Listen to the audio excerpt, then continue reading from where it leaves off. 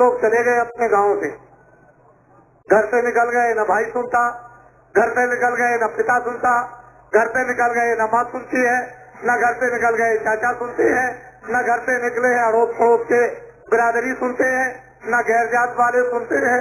हम लोग बहुत दूर हो गए। ये छोटी छोटी व्यवस्थाएं जो घर गृहस्थी की थी वो ऋषियों मुनियों ने बनाई थी।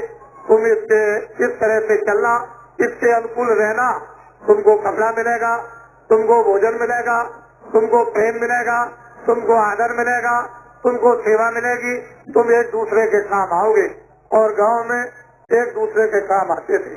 इस तरह से छल छिद्र कपट और लूटपाट नहीं थी कि हम आपका मकान ले रहे, हम आपकी जमीन ले रहे, हम आपका जानवर ले रहे, हम ये सामान ले रहे, ऐसा नहीं।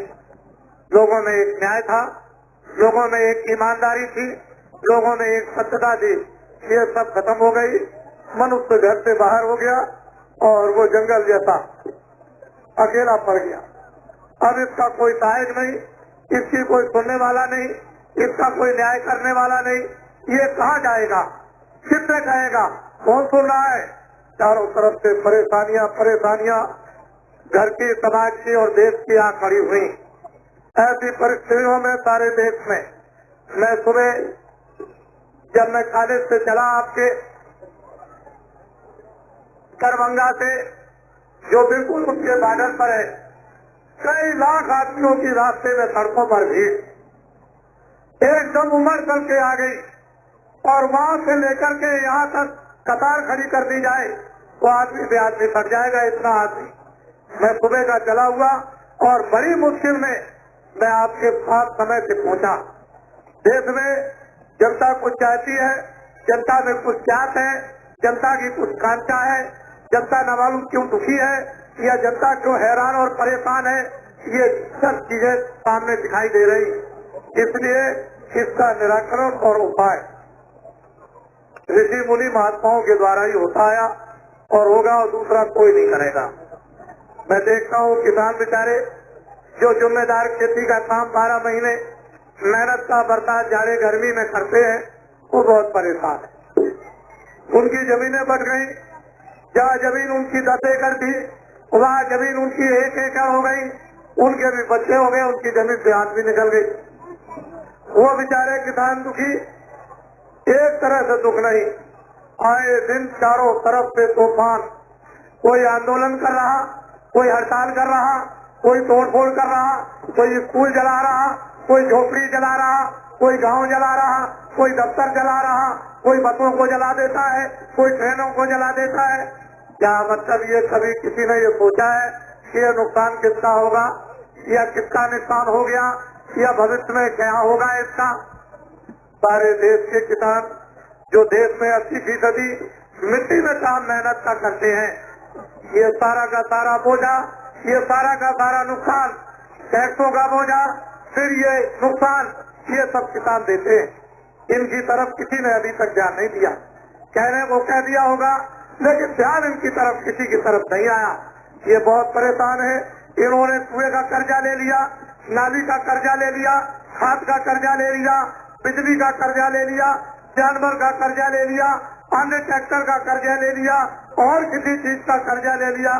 बहुत परेशान बेचारे, इतने परेशान है कि आए दिन रोज टैक्स, आए दिन रोज टैक्स, 12 महीने में 12 बार टैक्स, फिर बीच में टैक्स। ये कहाँ तक? क्या इनके पास कोई पेड़ है जो फलता हो उसमें से तोड़ के दे दिया जाए? कुछ सोचा जाता। अगर आपने हमको सबको अपना बच्चा समझा होता तो शायद ये बात लोगों के सामने ना आई होती।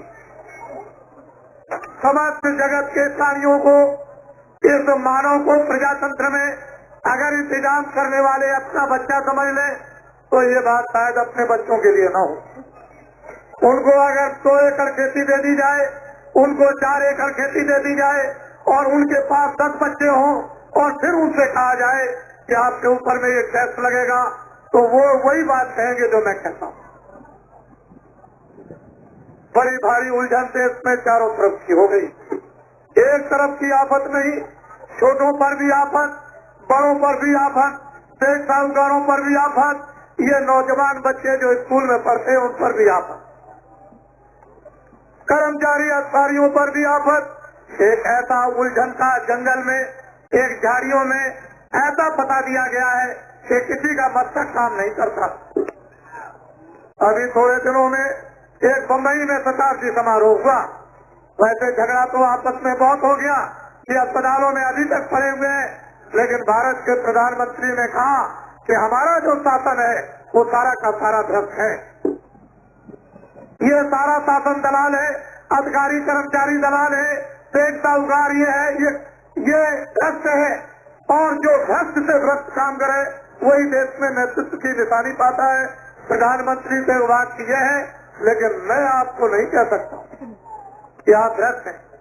मैं तो ये कह सकता हूँ न कर्मचारी भ्रष्ट है, न अधिकारी भ्रष्ट है, न पेट साहूकार भ्रष्ट है और न ये भ्रष्ट है। मेरी बातों को बहुत ध्यान देकर क्यों आंदोलन आपने बंद नहीं किया? जब 30 साल तक आंदोलन देश को आजाद करने का जब होता रहा तो आपने पुल उड़ा दिया, आपने मकान उड़ा दिए, कितनों की जानें चली गई, कितनों की जानें ले ली गई। ये तो उस समय था जब देश आजाद नहीं हुआ था, उस समय के लिए था, लेकिन अब तो बंद हो जाना चाहिए था। लेकिन 35 सालों से कितना नुकसान खरबों का हो गया।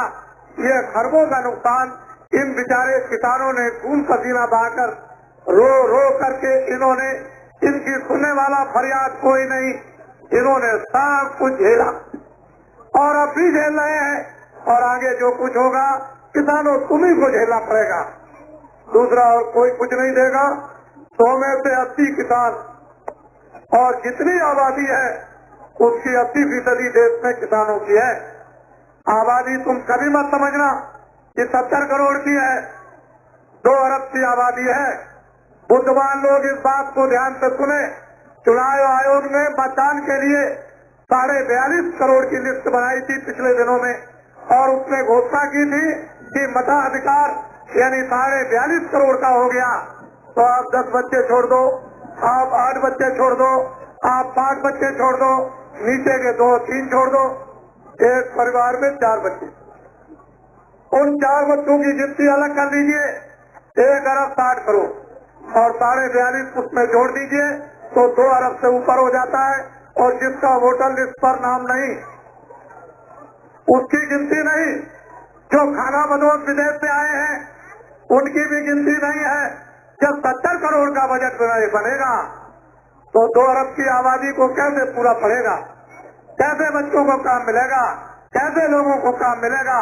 इतनी फैक्ट्रियां देश के अंदर जो निर्माण की गई उसमें से 12 आने पड़ी हुई है खराब और 4 आने, उनमें से 2 आने कभी चलती है कभी बंद और 2 आने फैक्ट्री चल रही। देश की संपत्ति जो इतनी बड़ी लगा दी गई और उसका हिरास नुकसान हुआ, ये सब इन किसानों को देना था, दूसरा कोई देने वाला नहीं। इसलिए किसानों तुमको मेरी बात फिर से सुननी होगी। मैं बहुत दिनों से देखता चला आया, मैंने 37 साल के कार्यकलापों को देखा। तुम अपने प्रतिनिधियों को ऐसा समझ करके चुन के भेजते हो कि ये जाएंगे तो हमारे क्षेत्र में कोई हमारी सेवा का काम करेंगे। तुमने MLA MPओ को चुन के दिल्ली और पटना में भेज दिया, ये तुमने ठीक किया कि तुम्हारी सेवा करेंगे, तुम्हारी तो कांक्षा अच्छी थी, लेकिन वहाँ पहुँच गए तो हाथ पे हाथ धरती। 30 मिनिस्टर बन गए पटना में या 30 मिनिस्टर बन गए दिल्ली में, बाकी जितने 500 और जितने आदमी हाथ पे हाथ धर करके, ये बेचारे उनको कहा जाए दलाल है, उनका खर्चा पूरा नहीं पड़ता।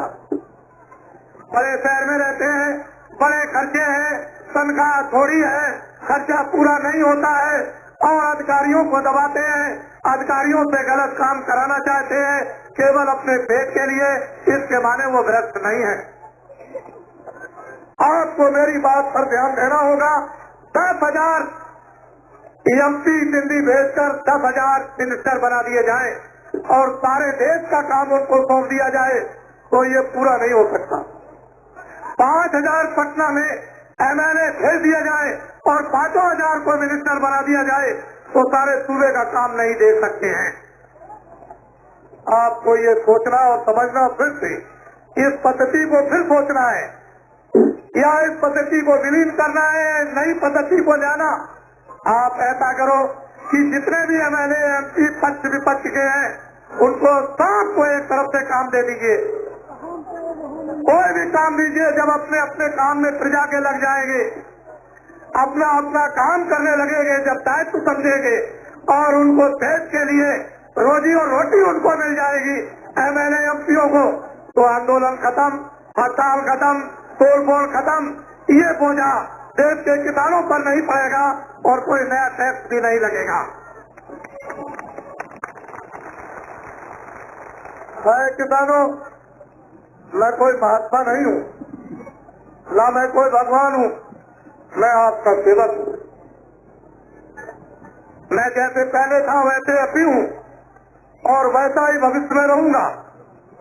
मैं पहले तुम्हारे बीच में था, अभी हूँ और भविष्य में भी तुम्हारे बीच में रहूंगा। मुझे कोई ख्वाहिश, कोई इच्छा, कोई लालसा राष्ट्रपति की नहीं, मुझे कोई प्रधानमंत्री की नहीं और न मुझे कोई मुख्यमंत्री की और न इसकी मुझको कोई जरूरत है।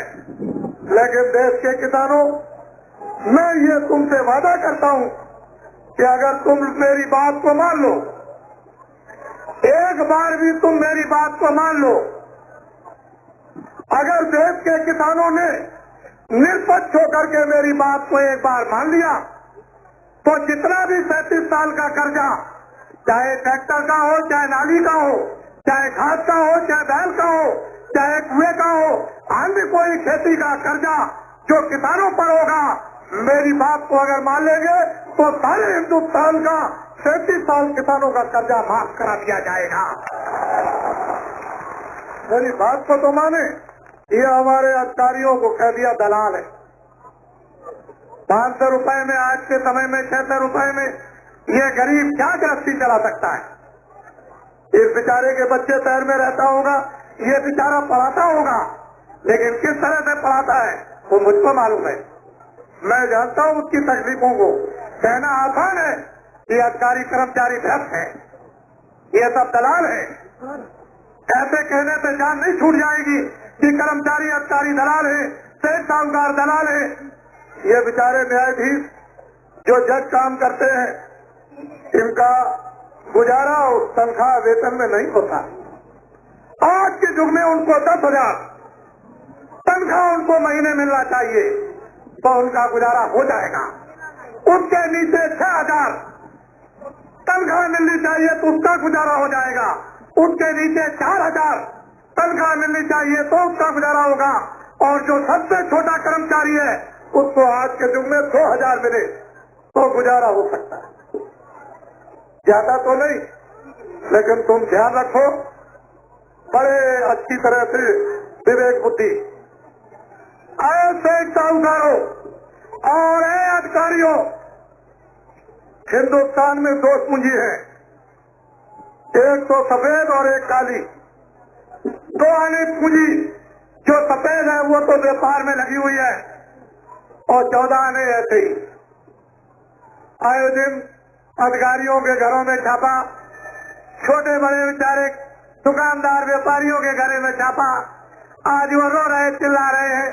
उन्होंने मेहनत करके, मशक्कत करके किसी तरह से कुछ पैसा जोड़ा जाड़ा होगा, लेकिन क्या छापा पड़ता है, सामान सब चला गया। वो रोते ही चिल्लाते रह जाते हैं कि क्या किया जाए, ऐसे युग में कोई सुनने वाला नहीं। उनका भी खर्चा पे खर्चा, तुम्हारा भी खर्चा पे खर्चा। ऐसे साहूकारों, छोटे बड़े अधिकारियों, मैं तुम्हें ये विश्वास दिलाता हूँ कि अगर मेरी बात को आप मान लो, आपके घरों में कोई छापा नहीं पड़ेगा और काली पूंजी का एक भी नया पैसा आपसे टैक्स नहीं लिया जाएगा। अगर हिंदुस्तान के सब लोग मेरी बात को मान लें तो मैं 24 घंटे के अंदर हिंदुस्तान की पूंजी जो काली है उसको व्हाइट करा दूं। मेरे पास उसका रास्ता है। नौजवानों, बच्चों, जो तुम स्कूलों में पढ़ते हो, मुझको मालूम है कि तुम इस साल 1 करोड़ निकलोगे, 1 लाख को देश में नौकरी मिलेगी, बाकी 99 लाख बेकार। वो तो आपको मेरी अब जरूरत पड़ेगी। मैं तो आपका सेवक हूँ। जिस समय पर जब हिंदुस्तान की पूंजी जो काली है और सफेद कर दी जाएगी, उस समय पर कोई भी